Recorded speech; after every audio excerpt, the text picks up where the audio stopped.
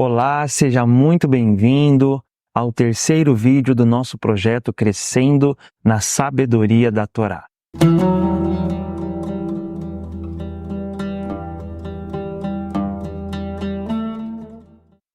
Aqui neste canal nós iniciamos o nosso primeiro ciclo de leitura da Torá. Lembrando que a Torá são os 5 primeiros livros da Bíblia e a leitura desses 5 primeiros livros é feita dentro de um ciclo anual, onde dentro de um ano, cada semana é lida uma porção destes 5 primeiros livros, perfazendo 54 porções. E cada semana tem a sua porção específica. E nesta semana, nós vamos para a nossa próxima porção, a porção Aharé. Essa porção ela é encontrada no livro de Levítico, a partir do capítulo 16 até o capítulo 18, do versículo 30. A porção seguinte, portanto, vai ser a porção do capítulo 19. Então, cada porção é consecutiva e a gente vai assim avançando até encerrarmos o ciclo de leitura anual. Mas antes de nós falarmos que a Torá é os 5 primeiros livros da Bíblia, ou podemos chamá-la também de lei, ou chamá-la de estatutos, o que nós estamos buscando aqui nesse canal é compreendermos a Torá a partir da raiz de sua palavra, que significa instrução. Aquilo que é conhecido por lei, ou aquilo que é conhecido como Pentateuco, na verdade é chamado no hebraico de Torá. E a raiz dessa palavra Torá é a raiz Iará, que significa instruir ou instrução, o que significa que por trás de cada mandamento, de cada proibição, de cada narrativa da Torá, nós temos e podemos encontrar instruções divinas, instruções de Deus. Como falamos no nosso vídeo passado, Paulo chama a Torá de sagradas letras. Existe algo sagrado, existe algo espiritual, existe uma instrução que vem de Deus através de cada porção da Torá. E eu quero compreender com você qual a instrução de Deus na porção dessa semana. A parte que eu gostaria de ler com você nessa semana é a parte que está no capítulo 18 da nossa porção. E aqui no capítulo 18 de Levítico, o Senhor vai dizer assim: comunica aos filhos de Israel o seguinte: eu sou o Senhor, vosso Deus. Não procedereis como se faz na terra do Egito, onde vivestes, e não procedereis de acordo com o costume da terra de Canaã, para onde vos conduzo. Não seguireis suas práticas. Olha que interessante. 2 terras nas quais Israel habitaria tinham já os seus costumes próprios. E eles deveriam ter o cuidado de não seguir esses costumes, os costumes de Egito e os costumes de Canaã.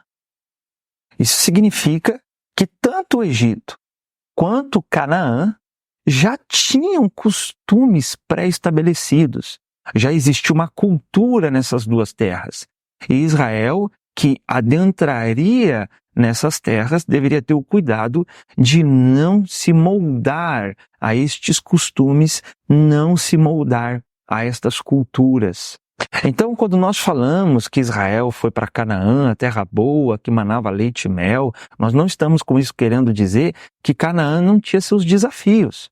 E o maior desafio que o povo hebreu tinha que enfrentar, tanto no período em que ficaram no Egito, quanto na terra que eles passariam a entrar, era o desafio contra a cultura.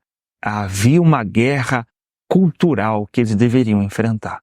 E aqui nós entramos num problema que até hoje encontramos, que até hoje enfrentamos. Por isso que a Torá ela é eterna. A Torá ela traz uma sabedoria divina que vai muito além das próprias narrativas, que vai muito além da própria letra.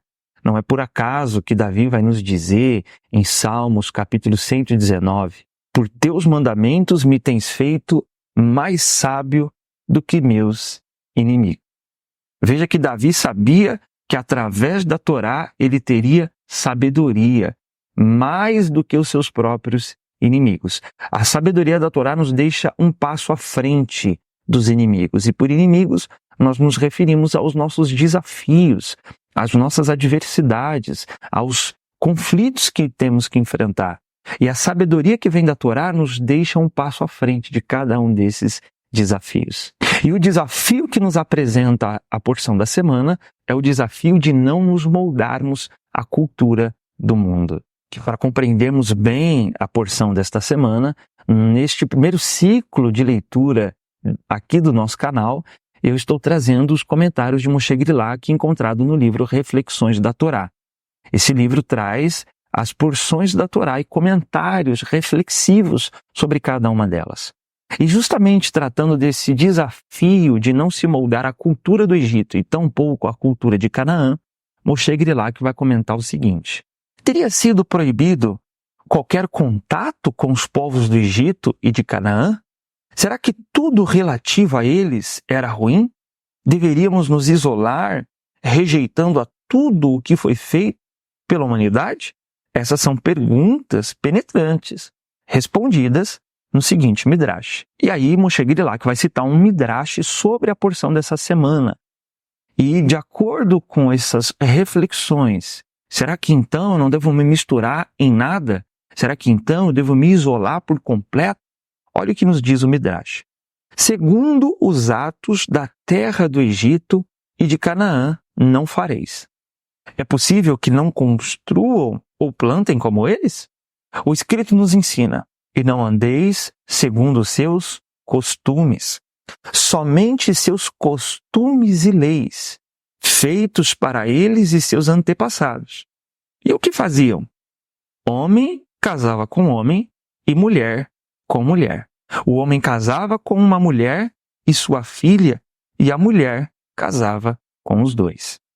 Então veja que o que o Midrash vai nos dizer é que o que não deveria ser seguido do Egito e de Canaã, eles não deveriam se misturar com os valores, com as leis e com os costumes culturais e morais daquelas terras. E aí Moshe Grilak vai acrescentar: estas são as áreas delimitadas, a fronteira entre o permitido e o proibido.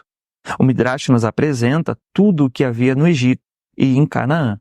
Por um lado, mostra-nos de forma sintética o modo libertino de vida destas duas civilizações, de onde podemos concluir que os paladinos de nossa geração nada inovaram. E eu acrescentaria, de onde podemos dizer que a cultura da nossa época não inovou nada.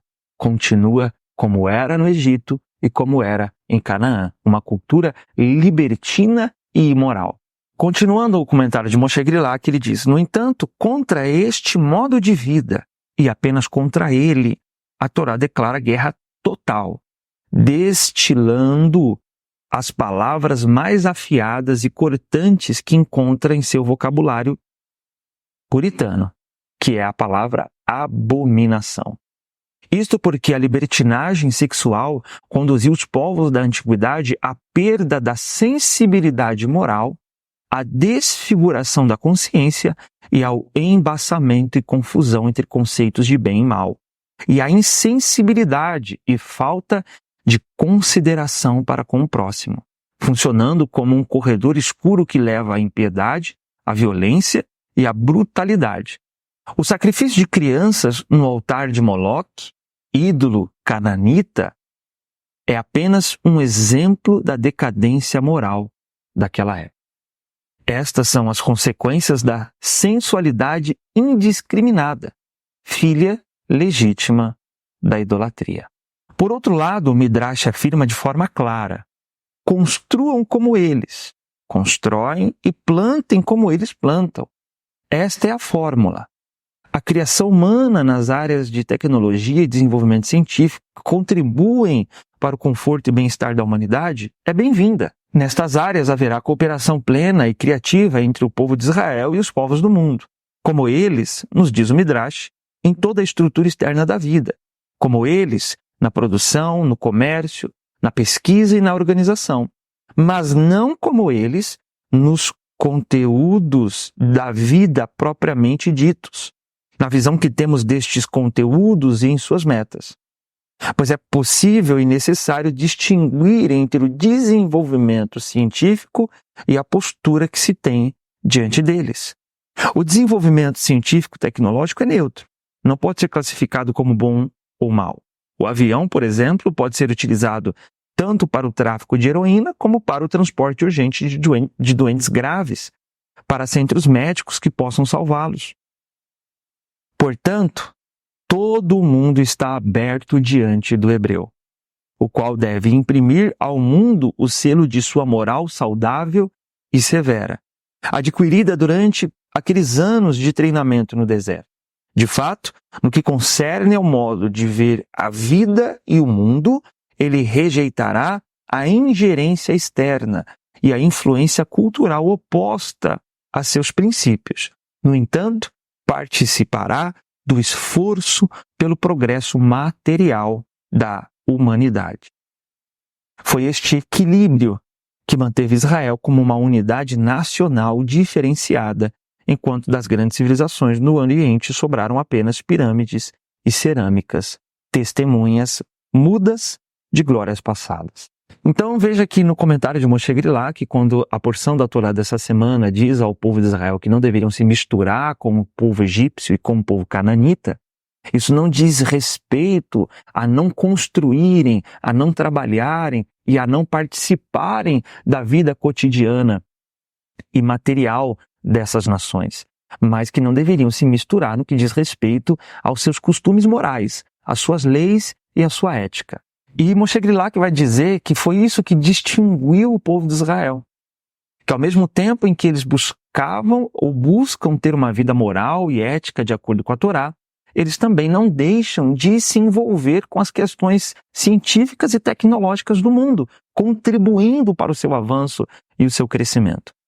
Isso nos traz uma diferença muito grande entre a espiritualidade exagerada que muitos cristãos têm, de que, em nome de não se misturar com o mundo, acabam não trabalhando para o desenvolvimento tecnológico, acabam não trabalhando para melhores construções no mundo, acabam não se envolvendo com a economia e, com isso, as questões materiais e desenvolvimento tecnológico acabam ficando apenas sob a responsabilidade dos filhos das trevas. Enquanto o povo hebreu sabia bem guardar suas leis, manter sua ética moral e se envolver com a economia, com a tecnologia, com a ciência, o que fez com que eles se destacassem. Isso significa que nós devemos saber diferenciar, trabalhar com o mundo sem se misturar com sua cultura e seus valores morais. Devemos viver sempre nesse equilíbrio.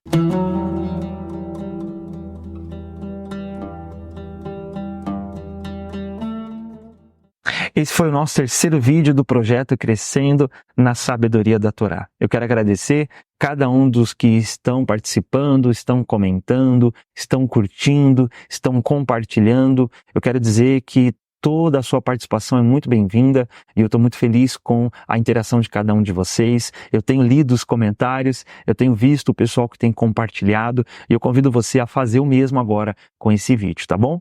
Que Deus te abençoe e nós nos vemos no próximo sábado com a próxima porção da Torá, que vai ser a porção Kedoshim, sede santos, encontrada em Levítico, capítulo 19.